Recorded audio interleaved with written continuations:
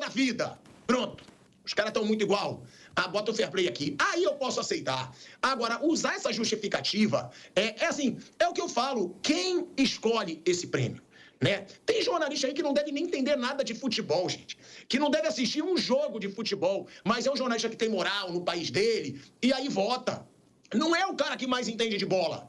Não é. É a mesma coisa. Ah, aí você pega um grande narrador para ser o cara que vai votar em tal país. Não tem que ser o narrador, não tem que ser o apresentador, tem que ser o comentarista que mais assiste futebol, que mais estuda futebol, que vê tudo que é jogo. E às vezes eles dão pelo peso da pessoa. Eles dão, tem mais engajamento, tem mais repercussão, tem mais... Meu irmão, vou dar um exemplo aqui, pronto, me colocando. Eu tenho mais seguidor que o Bruno Prado. Aí colocam, pronto, pilhado, escolhe aí alguém. O Bruno entende muito mais de futebol que eu. E aí não. Não dá, porque aí ele vai postar que ele vai ter, que ele vai... em quem que ele votou. É por isso, o prêmio é uma palhaçada, gente. E adivinha, o jornalista de El Salvador que colocou o Rodri e que não colocaria o Vinícius Júnior entre os 10, bota a fotinho dele aí na tela, ô Kaique. Olha que coisa linda. O Kaique me mandou aqui, aí, olha o jornalista de El Salvador que disse que o Vinícius Júnior não tem fair play. Então, não sou a favor de dar o prêmio para ele. Isso é uma palhaçada, né, gente? Isso é ridículo, isso é patético. O Real Madrid acredita que partiu da UEFA, que a UEFA não quis entregar essa bola de ouro para o Vinícius Júnior, e por motivos extracampo, né? Isso foi a alegação do Real Madrid. Por isso que o Real Madrid, ninguém foi para a premiação. Porque ele falou, onde eu não sou respeitado, onde o Real Madrid não é respeitado, o Real Madrid não vai. Foi constrangedor, chamaram o Ancelotti não estava. Real Madrid como time do ano, Real Madrid não foi. E aí, do lado de fora da premiação, tinham muitas pessoas também falando, né, vaiaram o Rodri, gritando que o Vinícius Júnior era o bola de ouro. Foi assim, foi um papelão da France Football. Inclusive, isso fica bem claro porque o editor-chefe se pronunciou. Ele falou... o Vinícius Júnior se deu mal, porque dividiram os votos. Porque na lista final tinha também o Carvajal e tinha também o Bellingham. Então dividiu o voto. Foi ridícula. Essa versão foi ridícula. Não tem negócio de dividir voto. E o Vinícius Júnior respondeu. De novo. Aí eu pergunto pra vocês, né? Ele deveria responder, ele deveria ignorar. O que deveria fazer o Vinícius Júnior? E aí... é aquela situação que a gente sempre fala, prêmio individual não vale, né? Muita coisa. O que importa é o cara ganhar no clube, é o salário que o cara ganha, mas isso mexe com a cabeça do jogador. Agora, olha aí, o Vinícius Júnior fez essa postagem. Eu farei 10 vezes se for preciso. Eles não estão preparados, disse o Vinícius Júnior na sua postagem. A pergunta que eu tenho a fazer, né? Mauro, Bruno, vocês acreditam que essa vergonha da bola de ouro e a repercussão negativa que trouxe pode evitar uma vergonha no prêmio The Best, que é o prêmio da FIFA, e claro, é o mais valorizado aí no mundo do futebol, porque eu também não duvido, hein?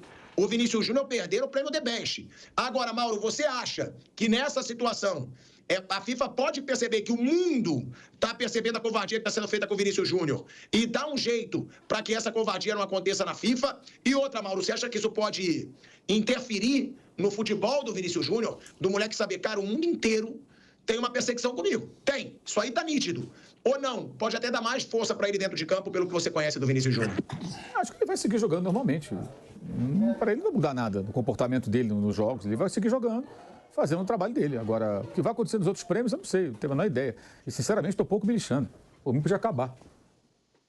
E a gente poderia falar de jogo e menos dessa chatice.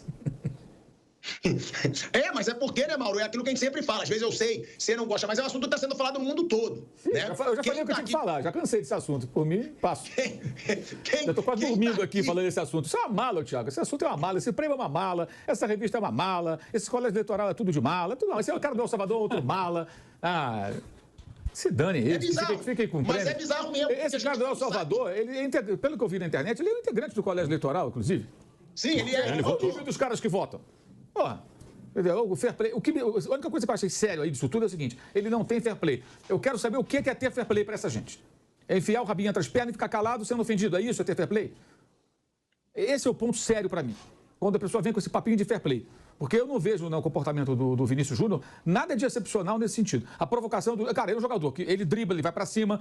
É lógico, ele toma porrada, o cara provoca, ele provoca também. Quantas vezes ele é provocado? Ele tem que ficar quieto, baixar a cabeça. Né? O zagueiro desce o cacete nele, mete o dedo na cara e fica quieto. Aí o torcedor vai lá e imita macaco e ele fica quieto. Esse é o fair play que esses caras querem. Eu queria entender se é isso.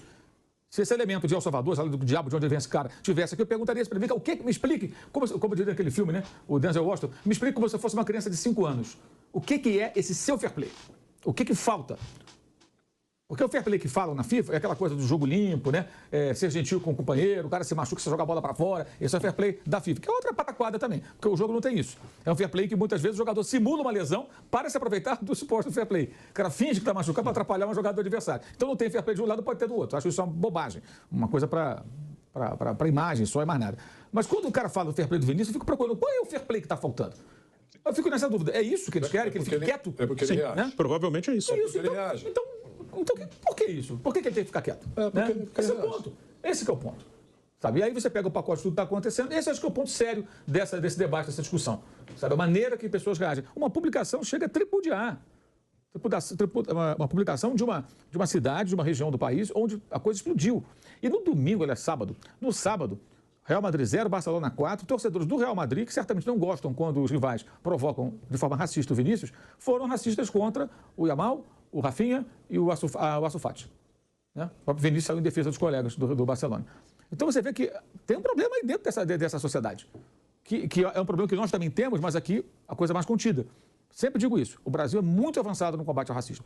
Se um cara descer aqui, na Avenida Paulista, qualquer ponto do país, e cometer um ato racista, e o alvo desse racismo chamar um policial e tiver testemunhas na hora, não, falou sim, eu vi, ou filmaram e tal, foi racista, eu vou lá. É delegacia na hora, amigo. E o cara vai ser autuado.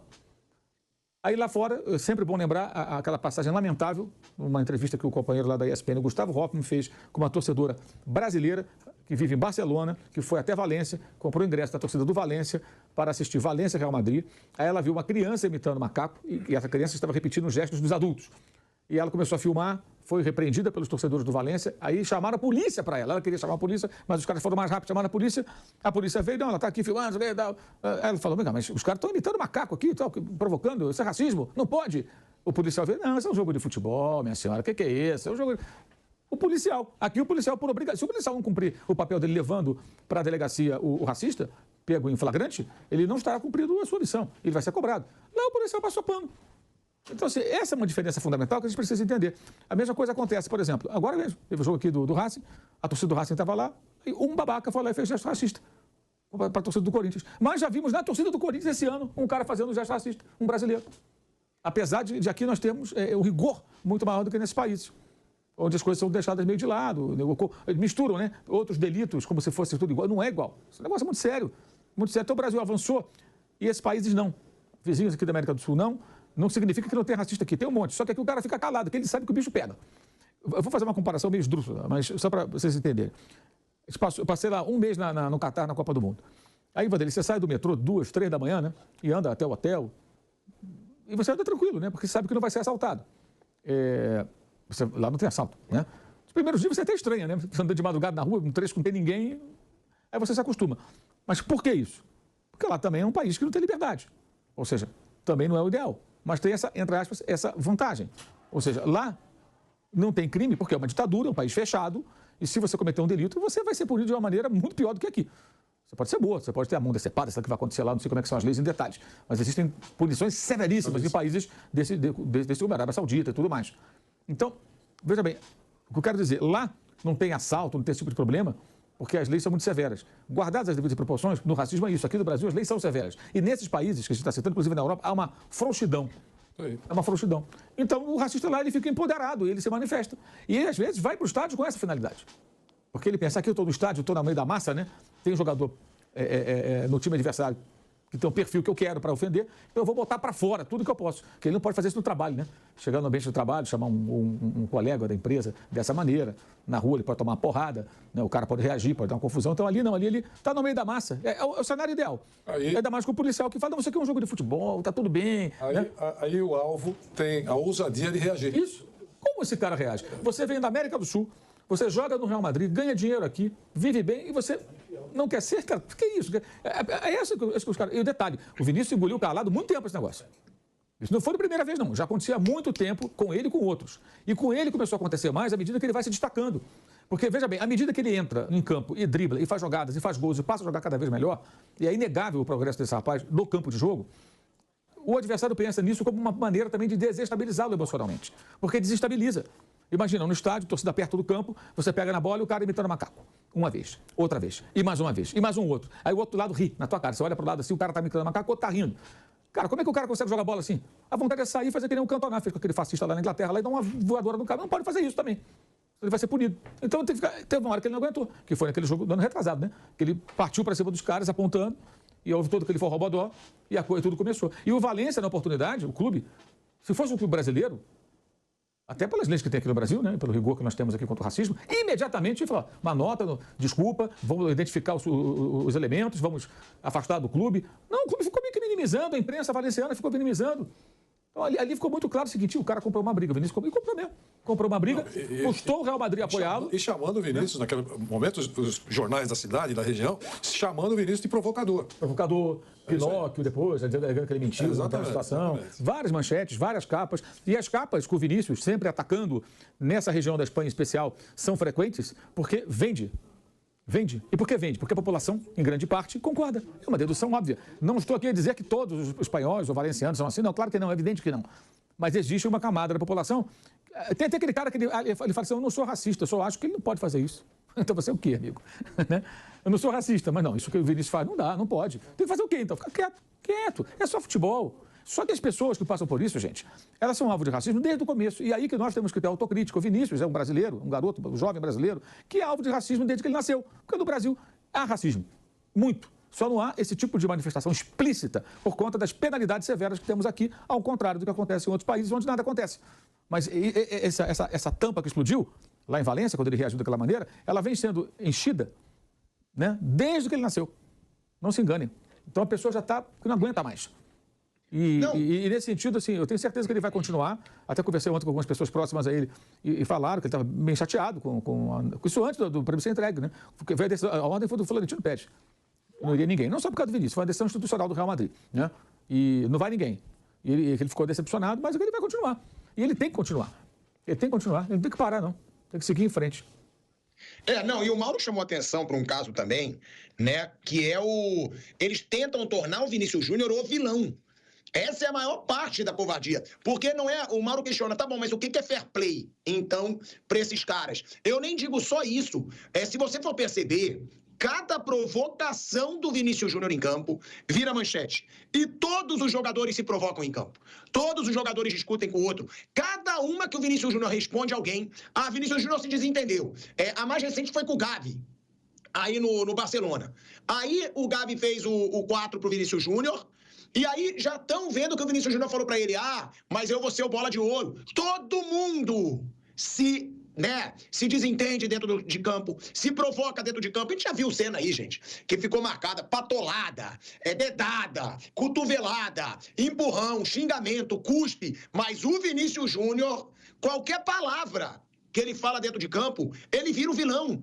Só quem é muito imbecil que não percebe que eles estão tentando ainda tornar o Vinícius Júnior o vilão.